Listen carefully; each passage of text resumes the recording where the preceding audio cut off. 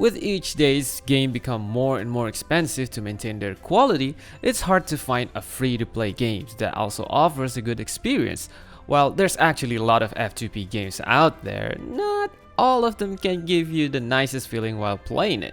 Sometimes it has good story but not so good on the visual, some have good visual but got a lot of problems with the gameplay itself. But then gacha games comes out. They offer good experience, good story, on top of that they're free. And one of the biggest names in the market now is Wuthering Waves. But still, you have to understand, the game is free to play. But is it free to play friendly, or at least light spender friendly? We're gonna talk about it soon, but if you don't care about the F2P status and want to whale it so you can gather all the wives in game, I got the right sponsor for you. Shout out to ldshop.gg. ldshop.gg is a reliable top-up platform that offers you fast and safe service with more than 2k positive reviews on Trustpilot. On top of all that, you can get your Lunite at discount saving up to 25%. All you need to do, just visit ldshop.gg, choose your top-up, proceed to payment, fill the required info, and your order will be here in a minute. The first recharge bonus will also be activated after the top-up, so you don't need to worry. On top of all that, spend $80 in a month to claim free Lunite subscription. Newly registered user will get 15% off coupon. Not enough? Use my unique coupon for another extra 5% off that you can find in my description box. So make sure to visit ldshop.gg for your next top-up. There's a few points that might actually determine whether the game is free to play friendly or not. The first one, we're gonna talk about one of the most important elements, the rewards. In their first launch, Wuthering Waves offers a massive amount of free rewards. And by that, I mean like massive rewards. Like how not? 84 lustrous tides, 14 radiant tides, 1800 asteroids, 5-star weapon selector, and a lot more. For the cherry on top, they guarantee a standard 5-star character within the first 50 pulls on their Novice Convene. While it sounds good enough for most of F2P players, but due to the rough start of the game, Kuro Games decided to issue another standard 5-star selector as an apology. But let's be real, early games reward will just be early rewards and can only hold the F2P friendly status just for a couple of patches. Because with the newer version coming every 42 days, you will always need more fun to pull for your new husbandos or waifus. But luckily, Wuthering Waves never became the stingy game that just give you a few free pulls every patch. For example, in every version, we always get a simple login event that just give you free pulls just like that. And to make it clearer, we can see it from the early version. The numbers of reward or asteroids we got is pretty decent, which is almost in every patch, even as a pure F2P players. In 1.2, we got 8700 plus weapon and standard, a little bit lower, but on the bright side we got Shangliao for free, which might also worth another 13k if you're not so lucky. In 1.3, we got 12,800 with weapon and standard pulls. But is it only for the early version? No, because in the recent version, in 2.4, we got 13,700 worth of asteroids, plus weapon and standard pulls. While in version 2.5, it's rumored to give us a total of 11.5 thousand plus worth of rewards. So from the reward status itself, I think it's pretty safe to say it's F2P friendly. But even if we got that amount of rewards every patch, the gacha system also holds an important role in this. And thank God, it supported each other back because Wuthering Waves max PD for character is top at 80 pulls, which is lower than some of other gacha games out there. What's even better, the weapon banner that literally has no 50-50 system, which can save you a lot of asteroids as F2P players.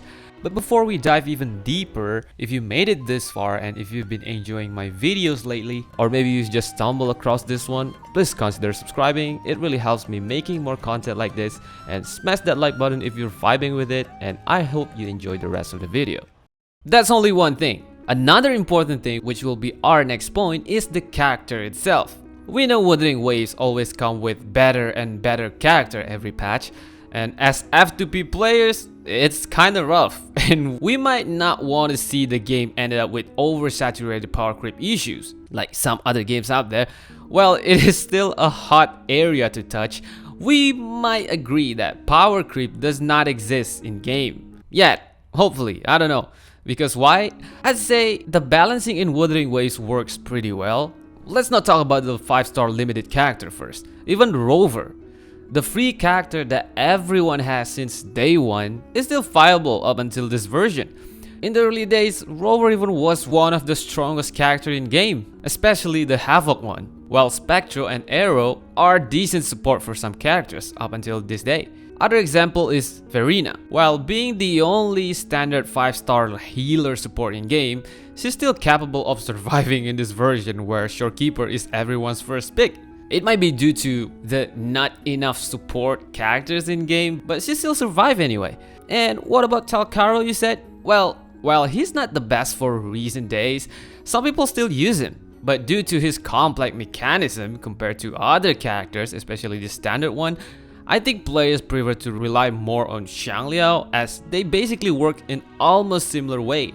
Moreover, Xiangliao was given for free, so I think most of people have him. And then finally about the limited characters. Yes, 100% viable. As the oldest character released in game, Jian is one of the best characters to use in the in-game content Whimpering Waves. Yinlin is still one of the best sub DPS in game, especially for Electro. Jinshi is still one of the best nuke DPS, I guess. And Camellia is still on top of people's choice in Whimpering Waves too. Well, I would not say the newer character not even better. They do at some point because Kuro still need to make money out of it. But to be able to use an older character that you spent your money in the past is a good thing. It shows that this game respects our investment and not just want to milk our money dry. Another thing, I've also heard about the exploration advantages locked by some characters' abilities. Yeah, I mean, it is true. Some characters have better abilities to explore, like Lumi and Lupa that can dash or run faster, or Cantarella that can swim faster, or Phoebe that can fly dash.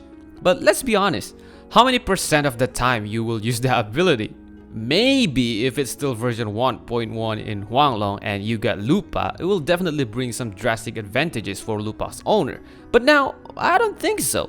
The entire Renacita lets you fly across the country. Even in Septimon, they make this new thing where you can dash after you obtain it. So yeah, I think it's not that big of a deal, at least for now, and hopefully it's not gonna be a bigger issue in the future.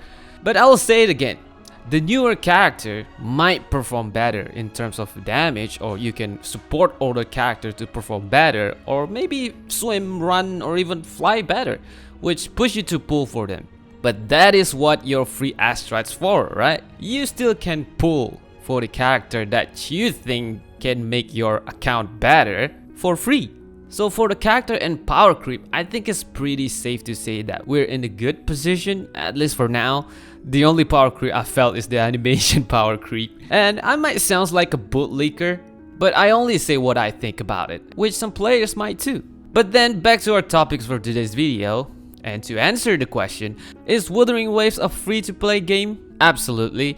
Is Wuthering Wave a free-to-play friendly game? I would say definitely yes. The rewards we are getting in every patch are pretty decent as a non-top-up user, and the old characters are still viable and can clear most of the challenges. And the gacha is still on the safe level with low PD and a guaranteed weapon banner. But what do you think? Is Wuthering Waves a free-to-play friendly game? Let us know in the comment section. So, that's all for today. Thanks for watching.